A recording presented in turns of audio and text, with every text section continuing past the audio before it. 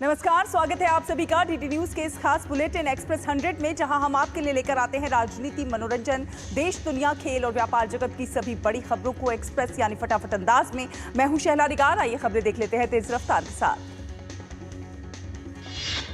प्रधानमंत्री नरेंद्र मोदी के बिहार दौरे का आज दूसरा दिन है। पीएम आज काराकाट में 48,000 करोड़ रुपए से अधिक की लागत वाली कई विकास परियोजनाओं का करेंगे उद्घाटन। प्रधानमंत्री औरंगाबाद जिले में 29,930 करोड़ रुपए से अधिक की लागत वाली नबीनगर सुपर थर्मल पावर परियोजना स्टेज 2 की आधारशिला रखेंगे, जिसका उद्देश्य बिहार और पूर्वी भारत के लिए ऊर्जा सुरक्षा सुनिश्चित करना। क्षेत्र में सड़क अवसंरचना और कनेक्टिविटी को बढ़ावा देने के लिए प्रधानमंत्री NH 119A के पटना आरा सासाराम खंड को 4 लेन का बनाने और विभिन्न सड़क परियोजनाओं की आधारशिला रखेंगे। प्रधानमंत्री नरेंद्र मोदी का कल पटना में भव्य स्वागत हुआ। पीएम के अभिनंदन के लिए भारी जनसमूह उमड़ आया। लोगों ने हाथों में तिरंगे झंडे उठाए। प्रधानमंत्री नरेंद्र मोदी आज उत्तर प्रदेश के कानपुर के दौरे पर भी रहेंगे। पीएम क्षेत्र के बुनियादी ढांचे और कनेक्टिविटी को बढ़ावा देने के उद्देश्य से कई एक विकास परियोजनाओं का शिलान्यास और उद्घाटन भी करेंगे।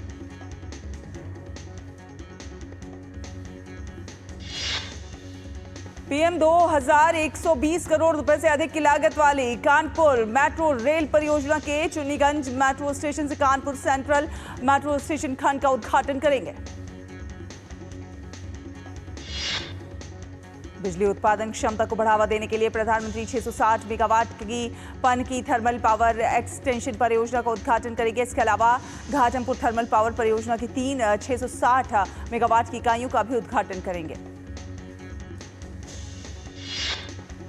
इसके अलावा गौतम बुद्ध नगर के यमुना एक्सप्रेसवे औद्योगिक विकास प्राधिकरण के सेक्टर 28 में 220 केवी सबस्टेशन की आधारशिला रखेंगे। भारत की ओर से चलाए गए ऑपरेशन सिंदूर के तहत पाकिस्तान की पोल खोल अभियान जारी है। कांग्रेस सांसद शशि थरूर के नेतृत्व में सर्वदलीय प्रतिनिधिमंडल कोलंबिया के दौरे पर।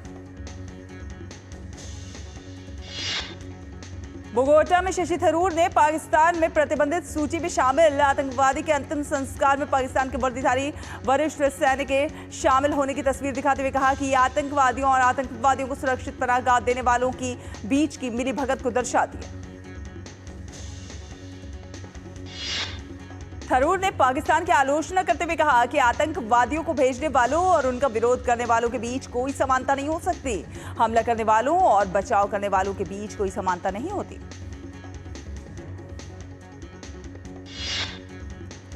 प्रतिनिधिमंडल में शामिल शिवसेना सांसद मिलिंद देवड़ा ने भारत जिस आतंकवाद का सामना कर रहा है वो पूरी तरह से पाकिस्तान द्वारा प्रायोजित है। शिवसेना सांसद श्रीकांत शिंदे के नेतृत्व वाला सर्वदलीय प्रतिनिधिमंडल पश्चिमी अफ्रीकी देश सिएरा लियोन के दौरे पर है।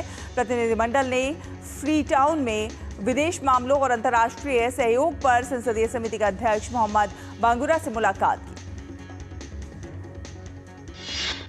डीएम के सांसद कनिमोई के नेतृत्व में सर्वदलीय प्रतिनिधिमंडल उत्तरी यूरोप स्थित बाल्टिक देश लातविया पहुंचा। लातविया की राजधानी रीगा पहुंचने पर वहां भारत की राजदूत नम्रता कुमार ने प्रतिनिधिमंडल का स्वागत किया।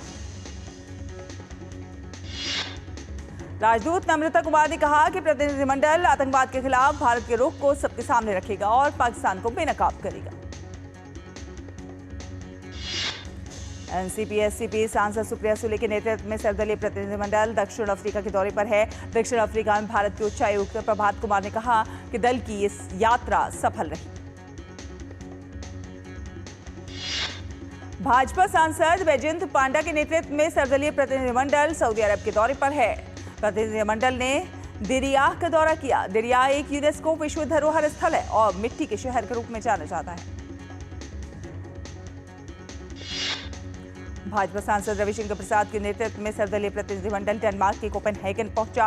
प्रतिनिधिमंडल का स्वागत डेनमार्क में भारत के राजदूत मनीष प्रभात ने किया।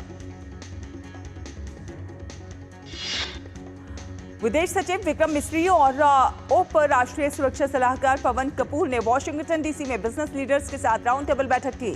यूएस इंडिया स्ट्रैटेजिक पार्टनरशिप के तहत हुई इस बैठक में 21वीं सदी में भारत अमेरिका साझेदारी को और मजबूत करने के लिए जरूरी कारकों पर बात हुई। इस दौरान रक्षा और रणनीतिक क्षेत्रों में महत्वपूर्ण और उभरती प्रौद्योगिकियों को आगे बढ़ाने के लिए दोनों सरकारों के बीच सहयोग यानी G2G शैक्षणिक भागीदारी और उद्योग सहयोग के महत्व पर जोर दिया गया। इसके अलावा विदेश सचिव विक्रम मिस्री और डिप्टी NSA पवन कपूर ने अमेरिका के प्रमुख थिंक टैंक एक्सपर्ट्स के साथ भी बातचीत की। राष्ट्रपति द्रौपदी मुर्मू आज राष्ट्रपति भवन में नर्सिंग प्रोफेशनल्स को राष्ट्रीय फ्लोरेंस नाइटिंगेल पुरस्कार प्रदान करेंगी। केंद्रीय गृह एवं सहकारिता मंत्री अमित शाह जम्मू कश्मीर के दौरे पर हैं। अमित शाह आज पुंछ में PSF जवानों से मुलाकात करेंगे। पाकिस्तानी गोलीबारी से प्रभावित लोगों से भी बात करेंगे। अमित शाह ने कल अमरनाथ तीर्थ यात्रा के लिए एक समीक्षा बैठक की अध्यक्षता की और तीर्थयात्रियों के लिए सुरक्षा व्यवस्था और तैयारियों की समीक्षा की। रक्षा मंत्री राजनाथ सिंह आज गोवा में समुद्र में तैनात INS विक्रांत का दौरा करेंगे। इस दौरान वे ऑपरेशन सिंदूर में कारनामा दिखाने वाले शूरवीरों से मुलाकात भी करेंगे। न्यूजीलैंड के उप प्रधानमंत्री एवं विदेश मंत्री विंस्टन पीटर्स का भारत दौरा आज होगा समाप्त। अपने दौरे के आखिरी दिन विंस्टन पीटर्स केंद्रीय स्वास्थ्य मंत्री JP नड्डा से करेंगे मुलाकात।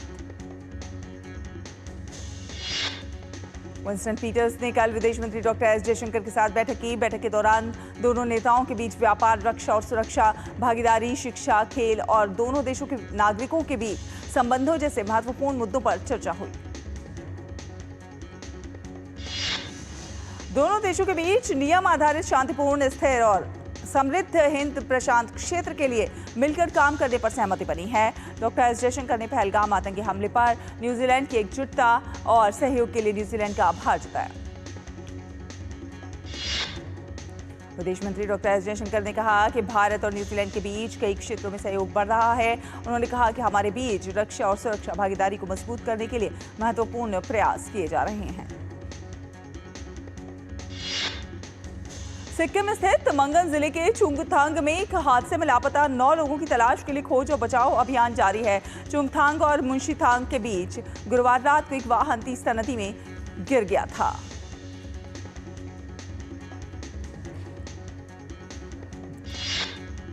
और एक बड़ी खबर आ रही है इस वक्त, जी हां, पंजाब से आ रही है। पंजाब के मुक्तसर साहिब से इस वक्त की बड़ी खबर आपको बता दें। पटाखा फैक्ट्री में पार्टी के दौरान छत गिर गई है, जिससे 4 लोगों की मौत हो गई है।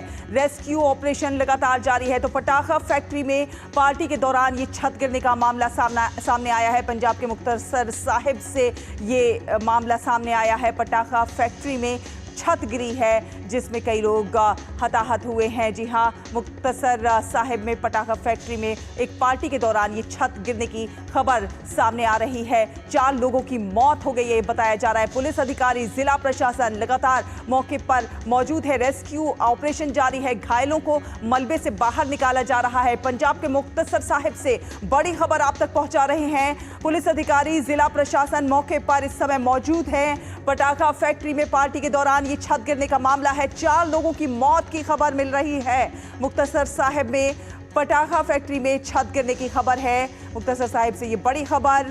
पटाखा फैक्ट्री में एक पार्टी के दौरान छत गिरी है। रेस्क्यू ऑपरेशन लगातार जारी है। तमाम अधिकारी वहां मौके पर मौजूद हैं। रेस्क्यू ऑपरेशन चलाया जा रहा है, लोगों को निकाला जा रहा है। पुलिस अधिकारी और जिला प्रशासन मौके पर मौजूद बना हुआ है। घायलों को मलबे से निकालने का काम लगातार जारी है। पंजाब के मुक्तसर साहिब से बड़ी खबर आप तक पहुंचा रहे हैं। छत गिरने का मामला सामने आया है। एक पार्टी के दौरान ये छत गिरी है, जिसमें 4 लोगों की मौत की खबर सामने आ रही है। मुक्तसर साहिब में पटाखा फैक्ट्री में ये बड़ी खबर, जहां 4 लोगों की मौत की खबर भी है। आगे बढ़ेंगे और कुछ और खबरों का रुख कर लेते हैं। जम्मू कश्मीर पुलिस की काउंटर इंटेलिजेंस कश्मीर ने टेरर से जुड़े मामले में कई ठिकानों पर छापेमारी की है। ये छापेमारी कश्मीर के अलग अलग इलाकों में हो रही है। और पुणे में राष्ट्रीय रक्षा अकादमी के 148वें कोर्स की पासिंग आउट परेड का आयोजन किया गया। जनरल VK सिंह, सेवानिवृत्त मिजोरम के राज्यपाल और पूर्व थल सेनाध्यक्ष ने परेड की सलामी की। कन्नौर में भारतीय नौसेना अकादमी के कैडेटों और ब्रास बैंड ने आउटडोर प्रशिक्षण प्रदर्शन समारोह के दौरान शारीरिक प्रशिक्षण गतिविधियों, मार्शल आर्ट, कलाबाजी में भाग लिया। लखनऊ के कल्याण अपार्टमेंट के पास पुलिस और एक बदमाश के बीच मुठभेड़ हुई। इस मुठभेड़ में बदमाश के पैर पर गोली लगी है। केंद्रीय स्वास्थ्य मंत्री जेपी नड्डा ने टीबी और खसरा, रूबेला उन्मूलन, पीएम आयुष्मान भारत स्वास्थ्य अवसंरचना मिशन और 15वें वित्त आयोग के तहत निधियों के उपयोग की समीक्षा हेतु 8 राज्यों केंद्र शासित प्रदेशों के साथ उच्च स्तरीय बैठक की अध्यक्षता की। Chief of defence staff general Anil Chauhan आज से सिंगापुर के दौरे पर। इस दौरान international institute for strategic studies की ओर से आयोजित 22वें शांग्री-ला डायलॉग में भाग लेंगे। यात्रा के दौरान जनरल अनिल चौहान ऑस्ट्रेलिया, यूरोपीय संघ, फ्रांस, जर्मनी, इंडोनेशिया, जापान समेत कई देशों के रक्षा बलों के प्रमुखों और वरिष्ठ सैन्य नेतृत्व के साथ द्विपक्षीय बैठकें करेंगे। केंद्रीय कृषि मंत्री शिवराज सिंह चौहान आज जम्मू में विकसित कृषि संकल्प अभियान के तहत आयोजित किसान सम्मेलन में भाग लेंगे। कार्यक्रम में केंद्रीय विज्ञान एवं प्रौद्योगिकी राज्य मंत्री डॉक्टर जितेंद्र सिंह भी मौजूद रहेंगे।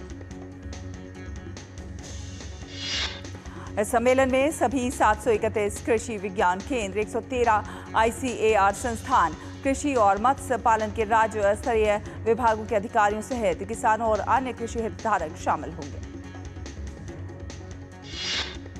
केंद्रीय सड़क परिवहन एवं राजमार्ग मंत्री नितिन गडकरी की पुस्तक संघाती मानवीय व्यवस्थापन का आज नागपुर के वनामती सभागार में विमोचन होगा। कार्यक्रम में संघ के अखिल भारतीय प्रचार प्रमुख भी शामिल होंगे। सामाजिक न्याय एवं अधिकारिता मंत्रालय के अधीन दिव्यांगजन सशक्तिकरण विभाग और एलिम्को द्वारा आज बेंगलुरु में AI फॉर एम्पावरिंग PWD सम्मेलन आयोजित किया जाएगा। इस पहल का उद्देश्य दिव्यांग लोगों के लिए समावेशी, सुलभ एवं सहायक समाधान बनाने में आर्टिफिशियल इंटेलिजेंस की परिवर्तनकारी भूमिका पर प्रकाश डालना है। विदेश मंत्री डॉक्टर एस जयशंकर गुजरात के वडोदरा अंतर्राष्ट्रीय हवाई अड्डे पर पहुंचे। वे आज पारुल विश्वविद्यालय में विदेशी छात्रों के दीक्षांत समारोह में भाग लेंगे। मध्य प्रदेश के मुख्यमंत्री मोहन यादव आज भोपाल में राज्यव्यापी महिला बाइक रैली अहिल्या वाहिनी में भाग लेंगे।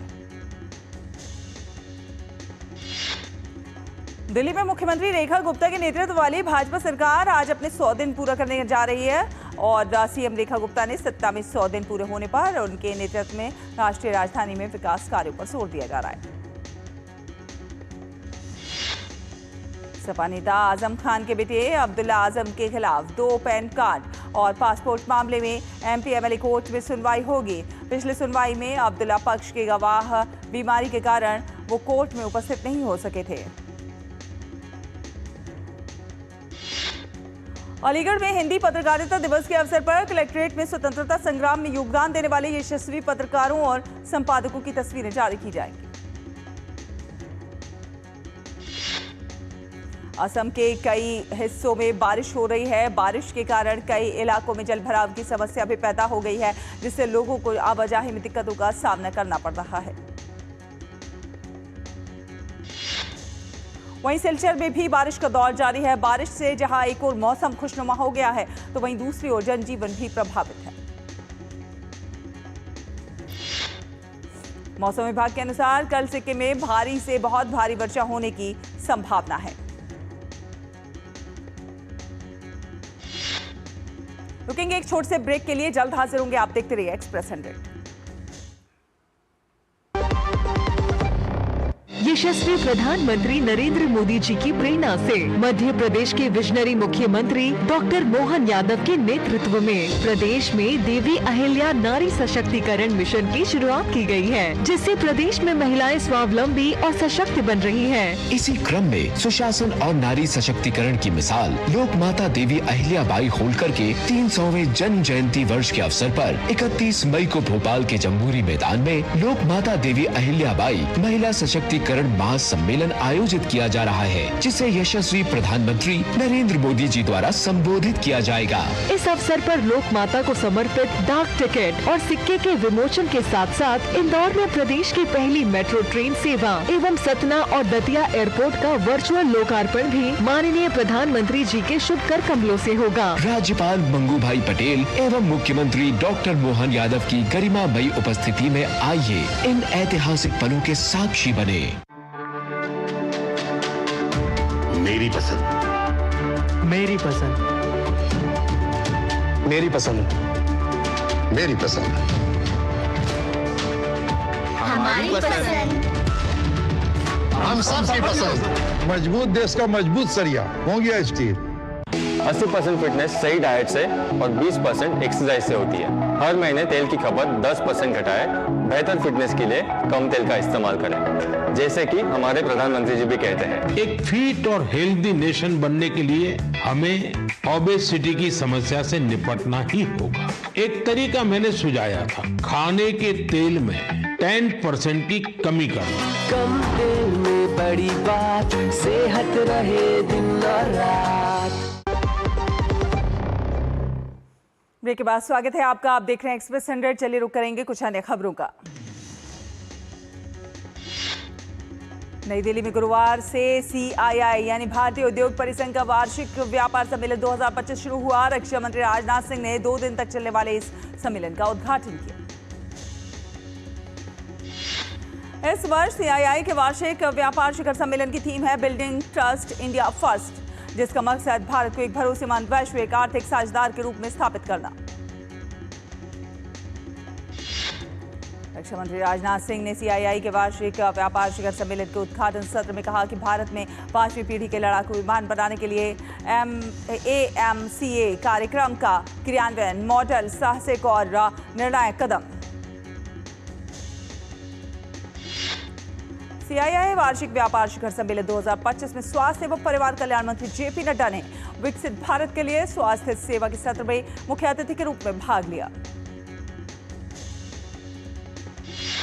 CII वार्षिक व्यापार शिखर सम्मेलन 2025 में रक्षा सचिव राजेश कुमार सिंह ने हार्नेसिंग इंडस्ट्रीज इनोवेशन और पार्टनरशिप पर आयोजित सत्र को संबोधित किया। उन्होंने कहा कि भारत एक अच्छी स्थिति में है क्योंकि हमारे माइक्रोइकोनॉमिक्स आंकड़े जो है वो काफी मजबूत हैं। DRDO प्रमुख डॉक्टर समीर कामत ने CII वार्षिक व्यापार शिखर सम्मेलन 2025 के उद्घाटन सत्र को संबोधित करते हुए अनुसंधान एवं विकास पर अधिक निवेश करने की जरूरत पर जोर दिया। वायुसेना प्रमुख air chief marshal AP Singh ने कहा कि उन्नत मध्यम लड़ाकू विमान को निजी उद्योग की भागीदारी के लिए भी मंजूरी दी गई है, जो एक बहुत बड़ा कदम है। नौसेना प्रमुख एडमिरल दिनेश के त्रिपाठी ने शिखर सम्मेलन को संबोधित करते हुए कहा कि पिछले 130 वर्षों से भारत के विकास प्रयासों को सक्रिय रूप से आकार देने में CII की अहम भूमिका रही है। Society of Indian defence manufacturers के संस्थापक अध्यक्ष बाबा कल्याणी ने अपने संबोधन में कहा कि भारत आज रक्षा विनिर्माण के लिए एक वैश्विक केंद्र के रूप में उभरा है। केंद्रीय मंत्री प्रहलाद जोशी ने अक्षय ऊर्जा के क्षेत्र में द्वीप की उपलब्धि पर बधाई दी। कहा, अक्षय ऊर्जा अपनाने में द्वीप का राष्ट्रीय उदाहरण है। दिन के समय बिजली की पूरी मांग और सौर ऊर्जा से पूरी करना एक असाधारण उपलब्धि है। प्रहलाद जोशी ने द्वीप में प्रमुख सौर ऊर्जा सुविधाओं का दौरा किया, जिसमें खुदम में स्थित 9 मेगावाट का सौर पार्क भी शामिल है। द्वीप भारत का पहला जिला बन गया है जिसने दिन के समय बिजली की अपनी पूरी मांग सौर ऊर्जा से पूरी की और 11.88 मेगावाट की सौर ऊर्जा उत्पादन क्षमता को हासिल किया। केंद्रीय वित्त मंत्री निर्मला सीतारमण ने बीमा कंपनियों को साइबर धोखाधड़ी और नए उभरते जोखिमों के अनुरूप बीमा उत्पाद तैयार करने की दिशा में काम करने का निर्देश दिया।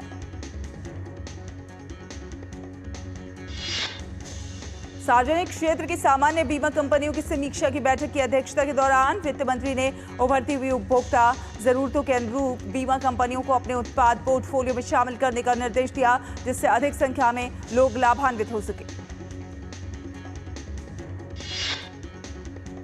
भारतीय रिजर्व बैंक ने वित्त वर्ष 2025-26 में भारत के लिए रियल जीडीपी वृद्धि 6.5% रहने का अनुमान जताया है। आरबीआई ने अपनी 2024-25 वार्षिक रिपोर्ट में कहा कि भारतीय अर्थव्यवस्था अपने मजबूत आर्थिक बुनियादी सिद्धांतों, वित्तीय क्षेत्र और सस्टेनेबल विकास के प्रति प्रतिबद्धता के साथ वित्त वर्ष 2026 में सबसे तेजी से बढ़ने वाली प्रमुख अर्थव्यवस्था बनी रहेगी। आरबीआई ने कहा कि दक्षिण पश्चिम मॉनसून और उत्पादकता बढ़ाने वाली कई सरकारी नीतियों की वजह से 2025-26 में कृषि क्षेत्र के लिए बेहतर संभावनाएं दिख रही हैं। आरबीआई द्वारा जारी रिपोर्ट में कहा गया है कि घरेलू मांग में सुधार, उपयोग की उच्च क्षमता, कॉर्पोरेट बैंकों के हेल्दी बैलेंस शीट और उपभोक्ता व्यवसायिक आशावाद से मैन्युफैक्चरिंग सेक्टर को 2025-26 में और गति मिलने की है उम्मीद। आरबीआई ने कहा कि एक्सटर्नल फ्रंट पर मजबूत सेवा निर्यात ने ट्रेड डेफिसिट की भरपाई की है, जिससे करंट अकाउंट डेफिसिट एक स्थायी स्तर पर रहा। रेल मंत्री अश्विनी वैष्णव ने बताया कि प्रधानमंत्री नरेंद्र मोदी की अध्यक्षता में मध्य प्रदेश में भारतीय रेलवे के रतलाम नागदा सेक्शन में तीसरे और चौथे रेलवे लाइन प्रोजेक्ट को मंजूरी दे दी गई है। रेलवे बोर्ड में सूचना एवं प्रचार कार्यकारी निदेशक ने गुरुवार को कहा कि बिहार पूरे देश में एकमात्र ऐसा राज्य है जहां वंदे भारत एक्सप्रेस, अमृत भारत ट्रेन और नमो भारत रैपिड रेल की सुविधा दी जा रही है। G20 शेरपा अमिताभ कांत ने CII एनुअल बिजनेस समिट 2025 में कहा कि देश आने वाले समय में दुनिया की कई समस्याओं के लिए फाउंडेशनल मॉडल उपलब्ध कराने में सक्षम होगा। अडानी इलेक्ट्रिसिटी ने बांद्रा कुर्ला कॉम्प्लेक्स BKC में एक अत्याधुनिक 220 kV डिजिटल सबस्टेशन का उद्घाटन किया। भारत में कुल टेलीफोन सब्सक्राइबर्स की संख्या मार्च के अंत में 1200.8 मिलियन से बढ़कर अप्रैल में 1203.84 हो गई है, जो कि मासिक आधार पर 0.25% की वृद्धि को दर्शाता है। सरकारी स्टील कंपनी सेल ने चौथी तिमाही के नतीजे घोषित किए हैं। जनवरी-मार्च अवधि में कंपनी का मुनाफा सालाना आधार पर 16.5% बढ़कर 1011 करोड़ रुपए हो गया है। क्रिसिल ने वित्त वर्ष 2026 में भारत की जीडीपी की वृद्धि दर 6.5% रहने का अनुमान जताया। अमेरिका की एक संघीय अपीलीय अदालत से राष्ट्रपति डोनाल्ड ट्रंप को टैरिफ पर राहत मिली है। कोर्ट ने आपातकालीन शक्तियों के तहत आयात टैरिफ जारी रखने की अनुमति दे दी है। ट्रंप प्रशासन ने सरकार की आर्थिक नीतियों के बड़े हिस्से को रद्द करने के खिलाफ अपील की थी।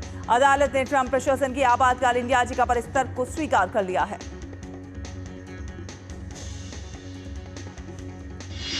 व्हाइट हाउस ने बताया कि इजरायल ने गाजा के लिए अमेरिकी युद्ध विराम प्रस्ताव पर सहमति व्यक्त की है।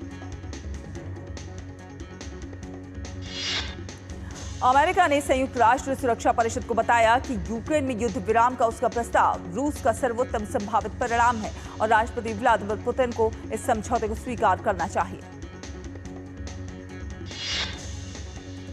दक्षिण कोरिया में राष्ट्रपति चुनाव के लिए रिकॉर्ड संख्या में मतदान किया जा रहा है। चुनाव में उदारवादी उम्मीदवार ली जे म्यांग को जीत मिलने की अधिक संभावना। उत्तर कोरिया के किम जोंग उन ने सैन्य सुदृढ़ीकरण पर बैठक की अगुवाई की, तोपखाने अभ्यास का निरीक्षण किया। कंबोडिया में धोखाधड़ी केंद्रों पर नकेल कसने के लिए एक संयुक्त प्रयास में कुछ जापानी नागरिकों को हिरासत में लिया गया।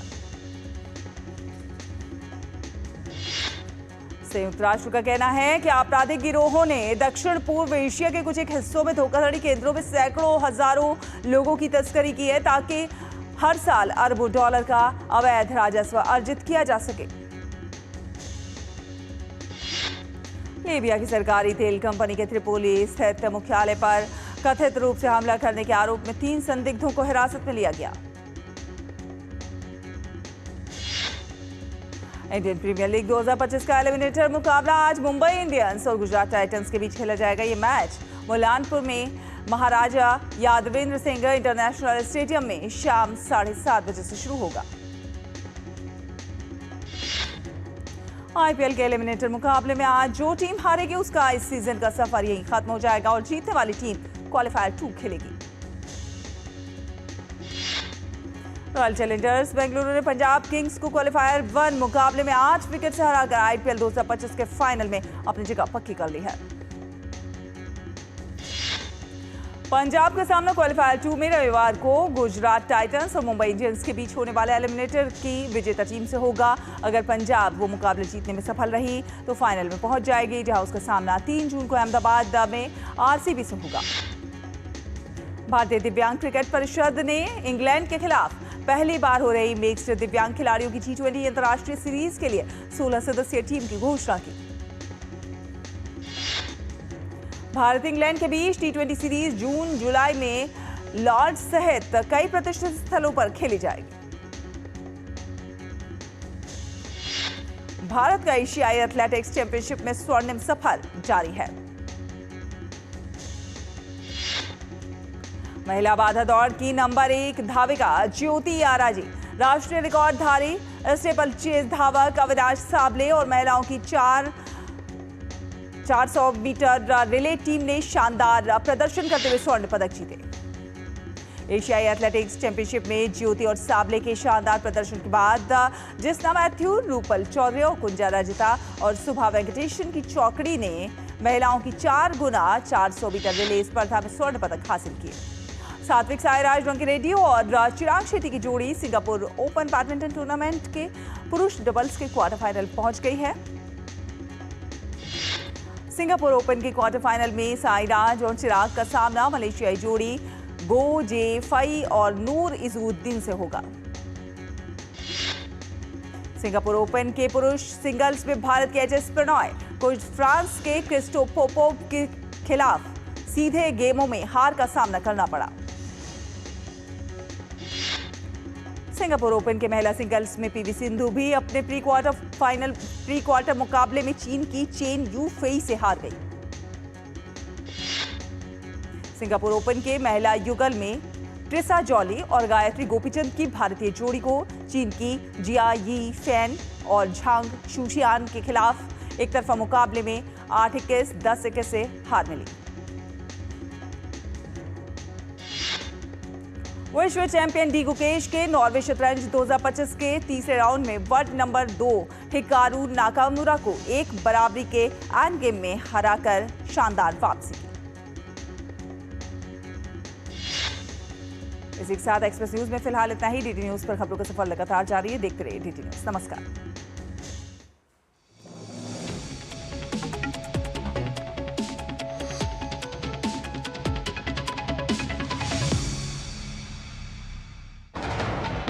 कश्मीर से कन्याकुमारी तक